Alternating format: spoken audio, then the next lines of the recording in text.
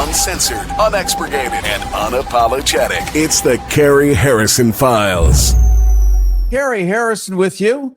Welcome to the brand new iteration. What used to be called Rethinking Heroes is now the Cary Harrison Files. We've been able to expand the grid and have Tom Hartman go Monday through Friday, which is awesome. And now we're doing this, and this allows us to go deeper than ever because we're not limited by certain formats. So this is going to be wild and woolly, great explorations into that which plagues you, questions you've had, and questions that now could be answered and looked at with a deep dive, continuing the live calls and all the good stuff that makes radio fun again. Mafa. I'm not sure. Let's turn our attention for a moment to the latest spectacle of modern governance. That would be the ascension of Robert F. Kennedy Jr. to the National Institutes of Health, flanked by a CDC director whose views seem to have been drawn from the more fevered corners of a 19th century medical almanac. The scientific community, those poor wretches still clinging to their microscopes and reason, are watching with the same dread that someone reserves for train derailing in slow motion. Kennedy, of course, is a man whose crusade against vaccines is as famous as his surname. And under his watch, we can imagine a return to the golden days of iron lungs, smallpox scars, funeral parlors, bustling with a brisk business. It's hard not to be sarcastic because we're living in a truly surreal moment. A world where HIV meds are tossed out like last week's meatloaf, leaving the virus to mutate into ever more creative and catastrophic strains. A world where the pause button is hit on infectious disease research, because why study science when you can replace it with a fistful of conspiracy pamphlets and a well-placed enema of industrial strength disinfectant? Now, if I were just making that up, it would be clever, but I'm just looking back 4 years. Let's not forget the role of Washington's favorite strongman in all of this, the president in waiting, that great patron of fast food and fiscal ruin, a man who will not hesitate to wield his mighty funding axe, dangling federal dollars over the heads of states like a butcher sizing up a size of beef. California, for example, insists on keeping its school children vaccinated. A quaint notion, to be sure, but what happens when federal funds are yanked away in the name of medical freedom and a new dark age of contagion is upon us? Please reread Orwell's 1984, reread Animal Farm, reread Huxley's Brave New World. It's all there, presaged decades ago, and here we are today, including monitoring devices known as your phone. And of course, if you have a webcam and you leave it plugged in all the time. Meanwhile, as if the gods themselves wish to test our capacity for calamity, we have a bird flu outbreak in California, just a little something extra for those of us still invested in the notion of breathable air. With the state's sprawling dairy farms and underpaid workers, disease control is already hanging by a thread. Frequent testing? That requires resources. Resources require money, and money in the hands of this new administration is reserved for more pressing matters like tax cuts for billionaires and reanimating the corpse of trickle-down economics. So the question before us, my dear friends, is simple. How do we safeguard public health when our institutions are led by men who view science as a mere suggestion rather than the one thing keeping us all upright and glued to the surface of the planet? How do we ensure that the fate of 380 million people isn't left in the hands of a man whose most distinguished credential is a last name and an allergy to game fish? The stakes are nothing less than life itself. With us is a leading voice in the fight against scientific disinformation. As a co-founder of the Council for Quality Health Communication, Scott Ratson has been at the forefront of efforts to mobilize public health experts, combat the growing threat of misinformation. Recent appearances on CNN and other mainstream media. He holds multiple degrees from esteemed institutions, including USC, Harvard, Emerson, and serves as an adjunct professor at several top universities. Dr. Scott Ratson, we are glad to have you on the Harry. Yes, as you can see, I'm dyslexic. That won't be treated either. On the Cary Harrison Files. Great to be here today, Cary. Thanks for inviting me. Thank you for being here. And we really need an adult in the middle of the room here because there's so many moving parts and it seems so impossible. So, you being a doctor, should the American people be concerned about Bobby Kennedy's views on immunization practices, for instance? Well, I mean, again, you gave a great introduction here, and clearly there are huge challenges historically that have been amongst us, but now they're coming to the fray with, as you're suggesting, with RFK Jr.'s nomination and potential to lead Health and Human Services. But your question is should we all be worried?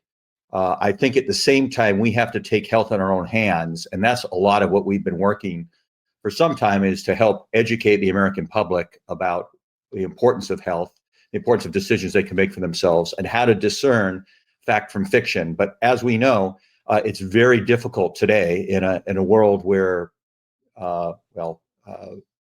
whether you want to call it misinformation, alternative facts, or just frankly information that's wrong. Scientists have been studying so many things for so long, and we know that there's settled science and there's also opportunities for incremental gains in science. So lots of what you laid out at the beginning, we could go and talk about that as you like here today.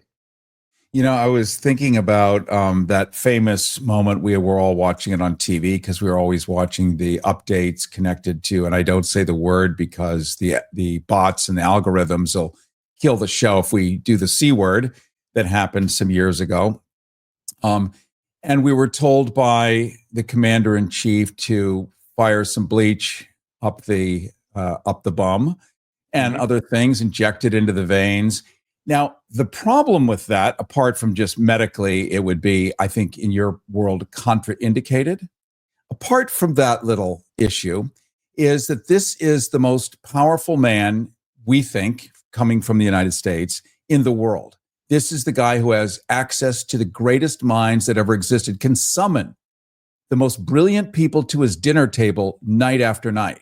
If he says it as the president, it must be true.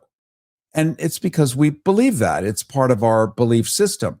So when we hear this kind of medical information, especially if Fauci is sitting in the corner and doesn't stand up and say, wait a minute. And I don't blame him. I mean, it's his boss. These are the conundrums I think a lot of us face is we don't have the critical thinking or we don't have anyone to confirm our critical thinking at this point. Where do we go? What do we do? Absolutely. It's a huge challenge. And you're right in mentioning it's now 5 years this week, actually, when COVID was really beginning to spread in the United States. Then it was called SARS-CoV-2. And what you're referring to was a press conference that we had day by day updates from the commander in chief to talk about health issues. And when he mentioned hydroxychloroquine and why don't we put bleach in, he looked over at his medical advisor, Deborah Birx, a physician, and she didn't say anything. She had, some nonverbals, but we didn't set the record straight quickly. Unfortunately, some people actually tried that. But you're right on the president of the United States having a bully pulpit, and clearly not only summoning people to dinners, as you're suggesting, but also having the share of voice there followed and into the historical record. So we have to do our best to what we would call either health literacy at our elected officials. I personally am a believer that government is a force of good. I mean, we've had all the progress from the National Institutes of Health. That's government money that we've been spending rightfully with tax dollars to get cures for certain cancers, to get advances with vaccination, to even the identification of a vaccine candidate and actually bringing a vaccine to market. It wasn't the private sector that did that. It was benchmark NIH research that we've been paying for decades. So we need to continue, one, the research, two, the application of it, and three, communicate to the public the reality so they're actually following facts and not fiction and going to get the information from places of people whom they can trust. Some are their personal doctors. Some could be a city or state or county or national authority. Or it also could be, even in many cases, global authorities that have more information than we might, even locally here in Los Angeles. I appreciate your advocacy and what you're doing as a doctor. I respect doctors. I need a doctor. we all need a doctor, and that we're even debating, is science good or bad? Should we? I mean, it's insane that we're having that we need to have this conversation. If we were in Switzerland or Germany or Denmark or France or even England or Canada, we would not be having this conversation. We'd be talking about what we're going to have for lunch. But this is like literally a headline right now, and that we have to even defend the idea of gravity, science, molecules, all of that is just completely nuts. But thankfully, you're there to do that. We're talking right now to Dr. Scott Ratson, leading voice in the fight against scientific disinformation, co-founder of the Council for Quality Health Communication. He's been at the forefront of efforts to mobilize public health experts and combat the growing threat of scientific and medical misinformation. And it's not just happening on its own because suddenly everyone forgot that we sit in a chair because gravity's pulling us down. It's that we're supposed to unbelieve that, disbelieve that, and move on to a whole different reality where everything can happen on the side and you no longer can trust your senses or even your basic education. He holds multiple degrees from USC, from Harvard, from Emerson, among many others, and is also an adjunct professor, doing what we're doing right here on the radio, but doing it one-to-one with people who will walk away with that knowledge. And are your students querulous? Are they curious? Like, oh, I didn't know that. Or they're like, thank God somebody is like, saying it's true. Thanks. I'm a professor at the City University of New York Graduate School of Public Health and Health Policy. And we actually have a course, Advancing Quality Health Information. We teach it fully online, and managing editor of my Journal of Health Communication, which I've been editing for 30 years. Lauren Swan-Potras works on this with me. And we engage students to help understand, what is quality health information and how do we get there? And Cary, you gave a great point of what's being done in schools. So I grew up in Southern California in Los Angeles County, and at least many years ago, I don't know if we still do, we used to have a state test at seventh grade, you had to pass a Constitution test. Everybody in the state, simple pieces, do you know the Bill of Rights when they were written in 1789, First Amendment, some of these pieces that were there. Some may be a little bit more in depth of the nature of Congress or what it might be. We don't have something similar for health or science. And the science and health literacy level in the United States is anywhere from the 5th to 6th grade level. We need to do better in schools. Finland has done this with media and health literacy. They had the best response during the COVID pandemic to people getting vaccinated and also for preventative measures. We can do this in the United States. We can do this. It doesn't have to come from the federal level, a county, a city. All of us could begin to work at this from the school-based level and hope to make a difference. Frankly, we made some mistakes, if I can say that. We, the public health community, the education community, because we assume the vaccines are good. We know that polio's gone, basically, from the United States. Measles, for the most part, hadn't been seen. It was gone in 2000. Now it's coming back because people aren't getting vaccinated. But we're having a loss of what we already knew, right? We never talked about pasteurized milk for a while. Now you mentioned bird flu in your intro. Yeah. People shouldn't be having non-pasteurized milk, also known as raw milk, because the potential of catching a human variant of bird flu. But we forgot to talk about pasteurization for all these years. We forgot to talk about the importance of fluoridation in the water, what it means if you're growing up in Los Angeles, that you're less apt to get cavities than you may have 50 years ago before there was fluoridation, and so forth. So a lot of it is the public health community has to do better. The education community has to do better. And even, frankly, those of us in media, when we talk about things, there's not two sides to everything. If there's settled science, we don't need to keep debating it. There's no link between a measles vaccine and autism. But RFK Jr. puts it out there and people talk about it. We've got to try to settle science and move on. It reminds me of Copernicus or just really anybody throughout history, just cut off their head or roll them down a hill. If they say the earth is round when we all know it's flat, or we all wish it to be flat because it's convenient for somebody somewhere who holds the reins. You mentioned bird flu in California. We have the largest amount of dairy farms in the entire nation. How might it impact human health if we do just look the other way? Well, unfortunately, already the current administration, the Trump administration, has cut off communication. They're not letting anyone except for the Health and Human Service put information out. This week, there was supposed to be an update from the CDC on the bird flu outbreak. That is how then state veterinarians follow. That's how doctors make decisions. So it's been frozen. Months ago, or last year, the CDC gave extra money to the state of California to get workers on poultry as well as dairy farms vaccinated for flu. Because you need a flu vaccination to also, while it might not prevent bird flu, it prevents the possibility, if you do get bird flu, of bird flu mutating and becoming human to human. We're losing all these opportunities by just putting blinders on, ostrich head in the sand and think it's going to go away. We need to be prepared. We've been writing about that, last year. In such publications as The Hill, which we would hope the Capitol Hill, they would listen. The CDC has done some work. The Biden administration did put some money potentially to have a vaccine if there would be a human outbreak. But right now we're in a communication vacuum. Having said that, the state of California and the state of New York, as you're mentioning, California bigger in terms of the ag, but similarly, I think New York is number 5 in dairy farms.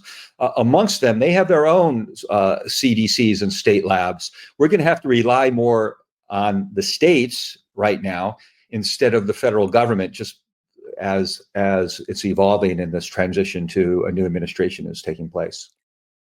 And the only way, Dr. Scott Ratson, that a state would be able to afford something that was, under the mantle of the federal government. We all pay taxes, by the way, to that same federal government.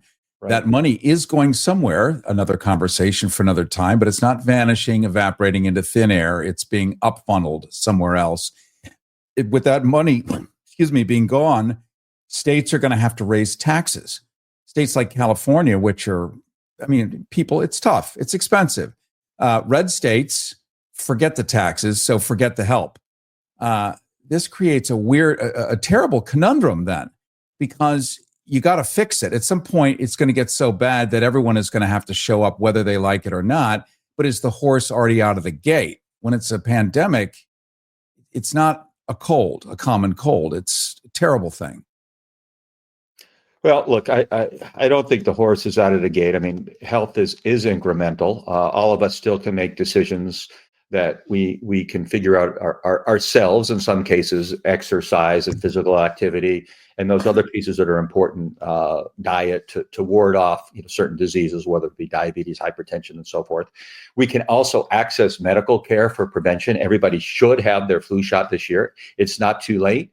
But also there's other shots that we need to make sure that we have if your kid is going to school, that they have the full vaccine schedule, they're up to date. If you're an adult, not only the flu shot, but over a certain age, you should have a shingle shot and other pieces that we can do. And we can actually access that, whether at our physician or via a national pharmacy.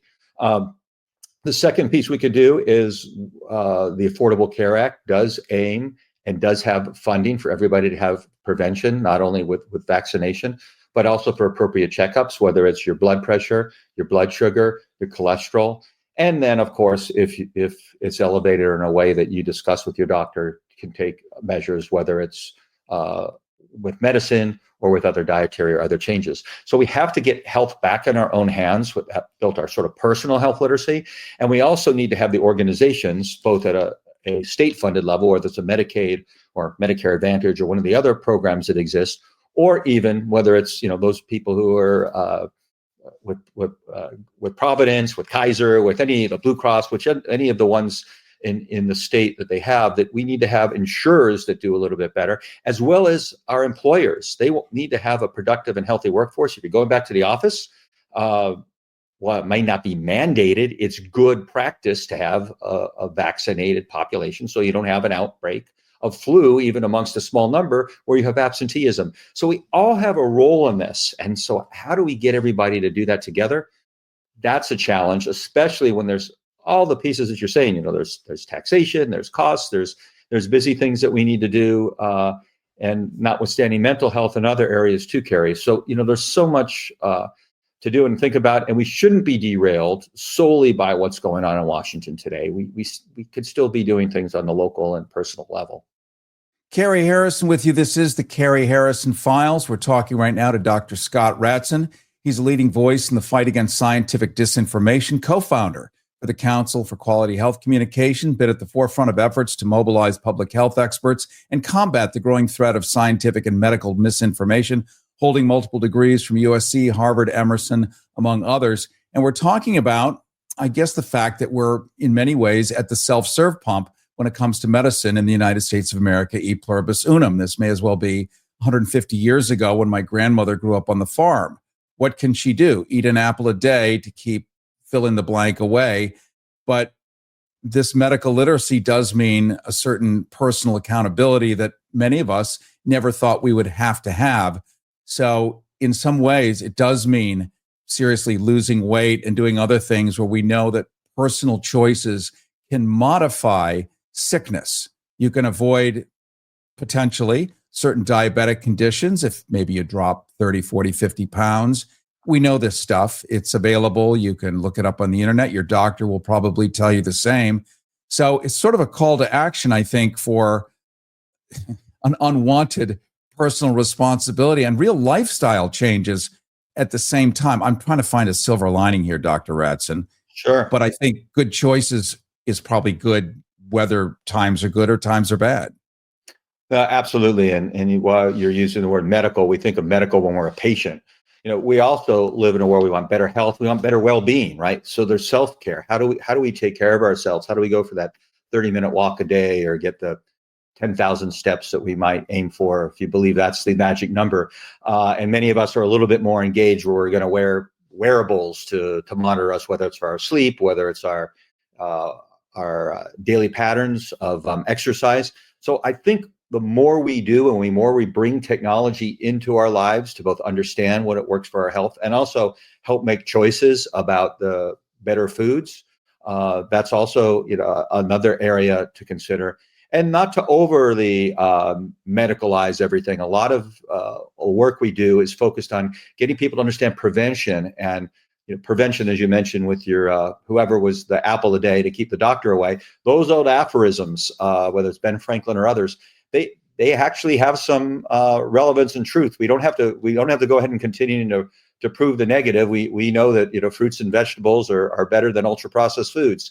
There's a lot of things that we can do and simplify this in a health literate way. And I say we both the medical community, the communication community, media education, throughout society, and we need to think differently and hopefully work along on this in the future with people such as yourselves and others, even highlighting the challenges we face. You are a glass of cool water in a parched desert of freak out at the moment. I really appreciate you reminding us that there are things that we can do individually. We're not just victims of somebody else above us making bad choices, that there are a ton of things we can do to just mitigate potential damage and actually remain healthy no matter what decisions are made. That's such a critical reminder, and I'm glad to hear it myself. One final question. Doctors all over the U.S., they can't be loving this. It's like being a roller skater and them taking away everyone's roller skates. It's like, but it's the tools of my trade. Are you guys getting together and talking? Is there, not that there's a plan, but there's definitely an ambition to fix this thing. And I would think you as doctors in an aggregate sense have sufficient power to move the needle in some way, or at least we hope so. Well, thanks for raising that. I mean, there is a coalition for trust in health and science where many of the medical associations, I think there's over 90 that are engaged in our councils, one of those members. Dr. Reed Tuckson leads that. They're hoping to get a louder voice. 15,000 doctors sent signatures in a petition to Congress. At least I believe that's how many had signed against RFK Jr.'s nomination. 75 Nobel laureates have signed why they're worried about both scientific progress and NIH also. So doctors are trying to mobilize, but having said that, organized medicine may be engaged on lobbying efforts and other pieces. Ultimately, the people we trust most, and this is survey after survey, if you ask, where do you want to get your health information? People trust their own doctor. So we have to give their own doctor the best information that's up to date. They're not going to always be able to go to the CDC each day. They'll get something from the California Medical Association, maybe even the LA County Association. They'll get updates of what's happening if there is a flu outbreak or other issues on infectious disease. So we have to make sure we give those doctors that information. And then the flip side is, you're saying, why are people frustrated? Yes, doctors you'd go for a well child visit, as we called it, and what vaccines do I get today? That's what a mom or dad would ask. Now, instead of just what vaccines do I get, why do I need those vaccines today? And the pediatrician, in many cases, has to sit down and explain. They don't always have the time. They're not reimbursed for it. It gets to be more difficult. And we start to have the waning of, in this case, vaccine confidence. And then that begins to trickle down to challenges with vaccine preventable diseases. Similarly, I think we can find that happening if we don't have the support that we expect from Washington with the NIH, support for Medicaid programs, and support for programs at all level, not only in California, but even locally. We need to really work on that. Well, I appreciate your coming on today, and I know it's a soothing emollient to people's freaked out soul that there really are still lots of high functioning people in this country, lots of great eyeballs looking at the problem and devoted to fixing this before it careens too wildly out of control. And until we hear voices like yours, we cannot know that you exist. So thank you for showing up at your own peril to some degree. We know this. These are acts of bravery and a reminder to the rest of us that we have to suit up and show up for ourselves and each other in order to make a difference. So I appreciate your coming on today, Dr. Scott Ratson. Well, thank you, Cary. We do want to advance this quality health information and appreciate the opportunity to do that with you today in Los Angeles. All right, my friend. Dr. Scott Ratson, leading voice in the fight against scientific disinformation, co-founder of the Council for Quality Health Communication. He's been at the forefront of efforts to mobilize public health experts and combat the growing threat of scientific and medical misinformation. I know. What a weird word to put next to medical. It's like medical misinformation. He holds multiple degrees from USC, from Harvard, from Emerson, among many others. Cary Harrison with you. Coming up, bingo for billionaires. By the way, if you have a modern device, which you do, we are live streaming on all video channels. Simply go to, or just Google Cary Harrison and whatever it is, Facebook, Instagram, YouTube. We have a live channel right there, and you'll be able to watch this. So if you get out of your car because you're driving, you can continue on your phone and watch us live. Instagram is definitely a cool place to do it. Also, you can sign up for our free newsletter, no longer at rethinkingheroes.com, but at caryharrison.com, CaryHarrison.com. Go to caryharrison.com, get a free copy of our newsletter. Plus, we're going to have archives of all the other shows that we used to do, plus all the new ones coming up and things that we simply cannot do on the radio, especially since the FCC has announced that they are coming after public radio. That was yesterday. New York Times, Crosshairs, all of us. How long are we going to be here? We don't know. So that's why I want to have you stay connected. Go to caryharrison.com. Sign up for the free newsletter, stay in the loop so that we can still communicate if that kind of stuff gets cut. Like I said, coming up, billionaires, bingo for billionaires, freezing federal funds like hitting the pause button on a Spotify song. Congress decides where the money goes, not the White House. At least that's in the Constitution. Can our Constitution still stand on its own leg with a torn crotch? Well, our next guest is going to bring the perfect insight. Listen while it's still legal. The Cary Harrison Files. Everybody wants cheap airfare, but where do you find it? You call low-cost airlines. They specialize in cheap flights, discount hotel rooms, cheap car rental rates, and with a best price guarantee. If you want the lowest prices on your airline tickets or other travel services, call now. That's right, call. That's the only way to get these rates. Experts are standing by 24/7 to get you the cheapest airfare and hotel rates available. So don't wait. Call now.